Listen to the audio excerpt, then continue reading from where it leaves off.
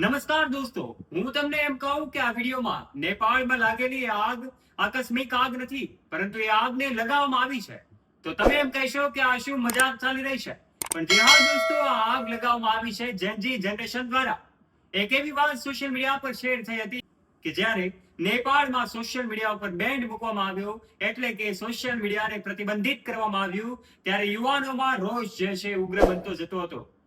શરૂઆત થઈ હતી 25 ઓગસ્ટ કે જ્યારે નેપાળની સરકારે જાહેરાત કરી હતી કે આઉટ ઓફ કન્ટ્રીની જે એપ્લિકેશન્સ છે એ તમામે નેપાળનું રજીસ્ટ્રેશન કરવું ફરજિયાત છે. ત્યારથી જ આ ઘટનાના બીજ રોપાઈ ગયા હતા, પરંતુ વાત ત્યારે ઉગ્ર બની કે જ્યારે સોશિયલ મીડિયાને બેન કરવામાં આવ્યું. 24 કલાક પણ સોશિયલ મીડિયા વગર ન રહી શકતા આજની આ જેનજી જનરેશન કે જેમણે 24 કલાક સોશિયલ મીડિયા બેન કરતાની સાથે જ નેપાળને માથે લઈ લીધું, નેપાળના રસ્તાઓ ઉપર આવી ગયા. નેપાળના અધિકારીઓએ, મંત્રી પદ ઉપરથી રાજીનામા આપી દીધા. ઇવન પીએમ પણ ભાગી ગયા.